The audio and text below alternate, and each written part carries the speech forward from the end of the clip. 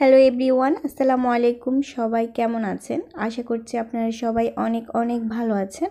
তো আজকে আমি আপনাদের জন্য অনেক মজার একটা রেসিপি নিয়ে হাজির হয়ে গেলাম। বাঙালির জিভে জল আনা একটি পদ, সেটি হচ্ছে চিংড়ি মালাইকারি।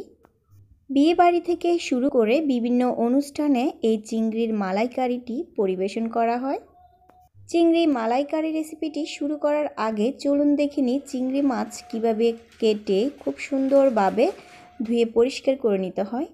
চিংড়ি মাছ কাটারও কিছু কৌশল রয়েছে, আর এই সিস্টেমটা আজকে আমি আপনাদের সাথে শেয়ার করব কিভাবে খুব সহজে চিংড়ি মাছ কাটা হয়। তো আজকে আমি কেচির সাহায্যে চিংড়ি মাছগুলো কেটে নিব। আর প্রসেসগুলো নিশ্চয় দেখে বুঝতে পেরেছেন যে আমি কিভাবে কেটে নিয়েছি। মাছগুলোর প্রথমে পাগুলো কেটে নিব, এরপর হচ্ছে মাথার অংশটা কেটে নিব। মাথার অংশটা কেটে নেওয়া হয়ে গেলে এরপর হচ্ছে মাথার মধ্যে কিছু ময়লা রয়েছে, সেইগুলো জাস্ট এই প্রসেসে কেটে নিব। ময়লাগুলোকে এইভাবে বের করে নিতে হবে।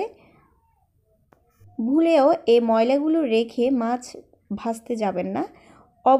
অবশ্যই এই ময়লাগুলো বের করে নিতে হবে। প্রত্যেকটা মাছের মধ্যে এই ধরনের ময়লা রয়েছে। এবার দেখেন পিঠের অংশ থেকেও কিছু ময়লা বের করে নিচ্ছি। এগুলো কিন্তু বালি, এগুলো খাওয়ার সময় বালিগুলো মুখে লাগবে। তাই মাছ রান্না করার থেকেও মাছ কাটার যে সঠিক প্রসেসটা রয়েছে সেটা জানা সবার জন্য খুবই জরুরি। তো দেখে নিশ্চয়ই বুঝতে পেরেছেন যে আমি কিভাবে মাছগুলোকে কেটে নিয়েছি। এই মাছগুলো কিন্তু আমি আগেই ধুয়ে পরিষ্কার করে নিয়েছি। গোটা মাছগুলো কেটে নেওয়ার আগেই কিন্তু খুব ভালোভাবে পরিষ্কার করে নিতে হবে। প্রয়োজনে আপনারা ব্রাশ ব্যবহার করতে পারেন। মাছের যে পাগুলো রয়েছে, পায়ের গোড়াতে কিছু বালি জমে থাকতে পারে, তো সেদিকটা অবশ্যই খেয়াল রাখতে হবে। তো এইভাবে সবগুলো মাছ এক এক করে কেটে নিব। আর এদিকে দেখতে পাচ্ছেন কিছু জিনিস নিয়েছি। এখানে 2 টেবিল চামচ পরিমাণ কাঠবাদাম নিয়েছি, আর কিশমিশ নিয়েছি 2 টেবিল চামচ পরিমাণ। এরপর 2 টেবিল চামচ পরিমাণ গুঁড়ো দুধ নিয়েছি। এই সবগুলো উপকরণ ব্লেন্ড করে একটা সাইডে রেখে দিব। আর এদিকে দেখতে পাচ্ছেন মাছগুলো তো রেডি রান্না করার জন্য। তো এখানে আমি মাছগুলোকে ম্যারিনেট করে নিব। আর ম্যারিনেট করার জন্য এখানে আমি যা যা ব্যবহার করছি, এখানে হাফ চা চামচ পরিমাণ হলুদ গুঁড়া এবং হাফ চা চামচ পরিমাণ মরিচ গুঁড়া ব্যবহার করলাম। জিরা গুঁড়া দিয়ে দিলাম এখানে হাফ চা চামচ পরিমাণ, এবং ধনিয়া গুঁড়া দিয়ে দিলাম 1 চা চামচ পরিমাণ। রাঁধুনি মাছের মশলা দিয়ে দিলাম হাফ চা চামচ পরিমাণ। রাঁধুনি মাংসের মশলা দিয়ে দিলাম হাফ চা চামচ পরিমাণ। রাঁধুনি মাংসের মশলাটা অবশ্যই অপশনাল, এটা আপনাদের হাতের নাগালে না থাকলে না দিলেও চলবে। তো এরপর দিয়ে দিলাম লবণ পরিমাণ মতো। আর এদিকে কিছু মশলা নিয়েছি। এখানে হচ্ছে পেঁয়াজ কুচি নিয়েছি 2 কাপ, তারপর ধনেপাতা কুচি নিয়েছি হাফ কাপ পরিমাণ, এবং রসুন বাটা নিয়েছি 2 টেবিল চামচ পরিমাণ। 1 টেবিল চামচ পরিমাণ কাঁচামরিচ কুচি এবং 2 টেবিল চামচ পরিমাণ টমেটো কুচি নিয়েছি। এখানে মিডিয়াম সাইজের একটা টমেটো কুচি করে নিয়েছি। আর পরিমাণ মতো আদা নিব, ছোট্ট এক টুকরো আদা নিয়েছি, এটাকে বেটে নিব। এবার এখানে পেঁয়াজ এবং টমেটো কুচি ছাড়া বাকি সবগুলো উপকরণ এই মাছের মধ্যে দিয়ে দিব।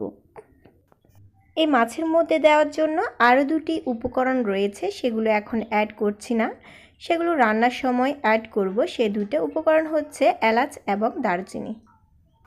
মশলাগুলো মাছের সাথে খুব ভালোভাবে মেখে নিতে হবে। এমনভাবে মেখে নিতে হবে যাতে করে মাছের সাথে মশলাগুলো খুব ভালোভাবে সেট হয়ে যায়। মেখে নেওয়া হয়ে গেলে এই মাছগুলোকে একটা এয়ারটাইট বক্সে করে নর্মাল ফ্রিজে রেখে দিব 1 থেকে 2 ঘন্টার জন্য। তো চাইলে আপনারা সাথে সাথেও রান্না করে ফেলতে পারেন, কোনো প্রবলেম নেই।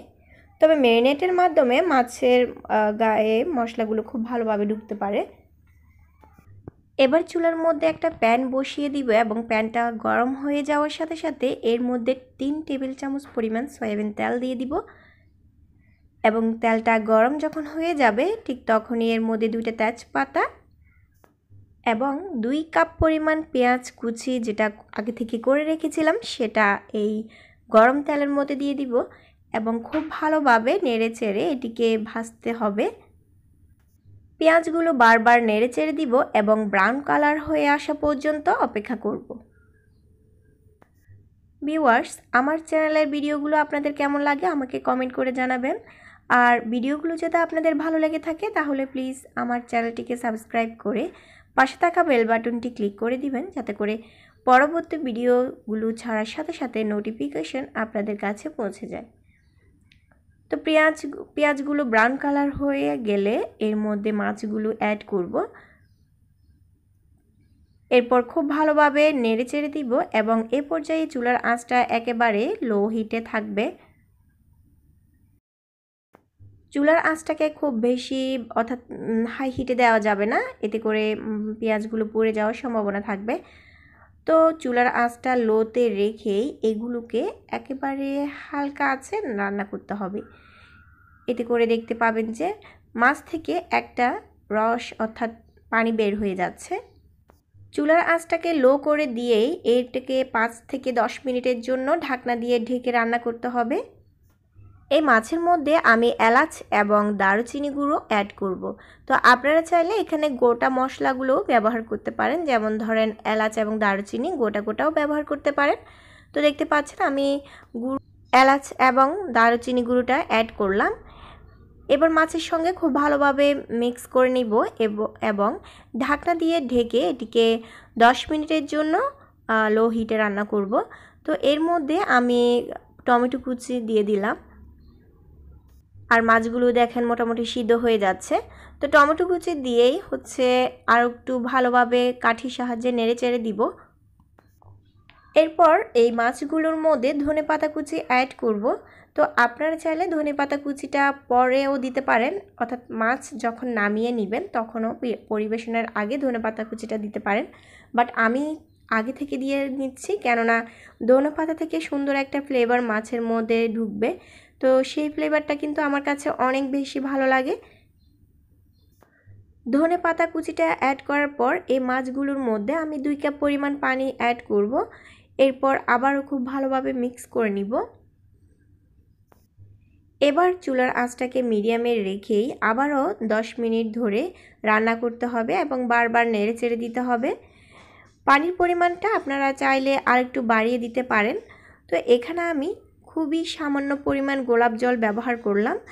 এরপর এখানে আমি 1 কাপ পরিমাণ টক দই ব্যবহার করলাম। তো টক দইয়ের পরিবর্তে আপনারা দুধও ব্যবহার করতে পারেন, অথবা গুঁড়ো দুধের সাথে লেবুর রস মিক্স করে টক দই বানিয়ে এর মধ্যে দিতে পারেন। এতে করে টেস্টটা অনেক ভালো আসবে। এখানে আমি যেটা করেছি, বাদাম কিশমিশ এবং গুঁড়ো দুধের সাথে সামান্য পরিমাণ টক দই মিশিয়ে এরপর ব্লেন্ড করে এর মধ্যে দিয়েছি। এই মিশ্রণটার কারণে এই রান্নার টেস্টটা অনেক বেশি বেড়ে যাবে। তো রান্না তো পুরোপুরি কমপ্লিট। এবার লবণটা চেক করে এটিকে নামিয়ে নিব এবং পানির পরিমাণ জাস্ট এইটুকুই থাকবে, কেননা ঠান্ডা হওয়ার পর এটার ঘনত্বটা আরেকটু বেড়ে যাবে। তো যাই হোক, এখন পরিবেশনের জন্য রেডি করে নিব। চিংড়ি মালাইকারি রেসিপিটি কেমন লাগলো আমাকে কমেন্ট করে জানাবেন। তো আজ আর নয়, সবাই ভালো থাকবেন, সুস্থ থাকবেন। আজকের মতো বিদায়, আল্লাহ হাফেজ।